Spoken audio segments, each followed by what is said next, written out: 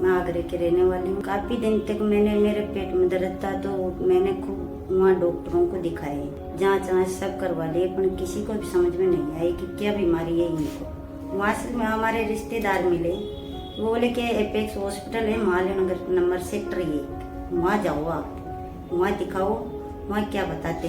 Pancreas हमारे body में एक ऑर्गन है जो स्टमक के नीचे पाया जाता है। तो हमारी एक पेशेंट अलवर से आई थी, मिसेस लक्ष्मी देवी, जिनकी उम्र लगभग 50 साल के आसपास थी। जब वो हमारे पास आई थी तो उनका मेजर कंप्लेंट्स था कि उनको बहुत लंबे समय से वजन घट रहा था, साथ में उनको पेट में दर्द था। दवाई लेती थी जब तक तो आराम होता था, लेकिन वापस वही पेन चालू हो जाता था। फिर हमको डॉक्टर पुलकित नाग ने हमको सब समझाया। तो हमारा जो पेशेंट था, उसकी जो गठान थी वो खून की नलियों के काफी पास में थी। तो हमने उन पेशेंट को locally advance pancreatic adenocarcinoma diagnose करते हुए सबसे पहले उसको कीमोथेरेपी दी। उन्होंने हमको समझाया बैठ के। उनको समझाने के बाद में मेरे में हिम्मत आई, तो हमने ऑपरेशन के लिए चले गए। उनके बाद ही ऑपरेशन हो गया। उनसे मैं बहुत ही थोड़ी सही हूँ। तो अगर हम पैंक्रियाटिक कैंसर की बात करें एज पर ग्लोबोकॉन 2020, तो ये 12th मोस्ट कॉमन कैंसर में आता है और 7th मोस्ट कॉमन कैंसर जिसका डेथ रेट 7th नंबर पे आता है।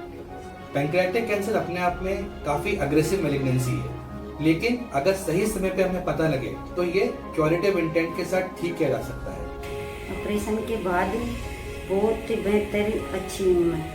अब तो ऐसे लग रहा है कि मेरे कोई दर्द नहीं है।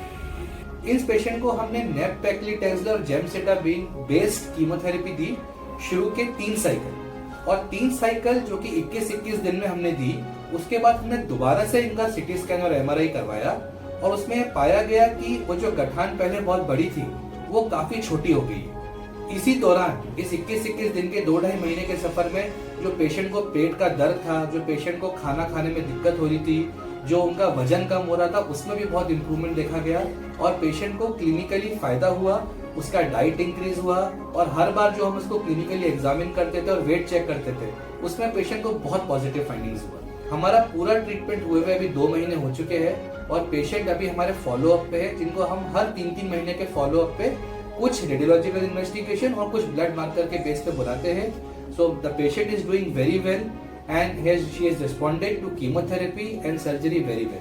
यहाँ का नर्सिंग स्टाफ बहुत अच्छे हैं, हर चीज़ पेशेंट को टेमा से टेम दे रहे हैं, देखभाल भी अच्छी कर रहे हैं, सब पूरी सुविधा, खाना आना सब भी साथ में दे रहे हैं।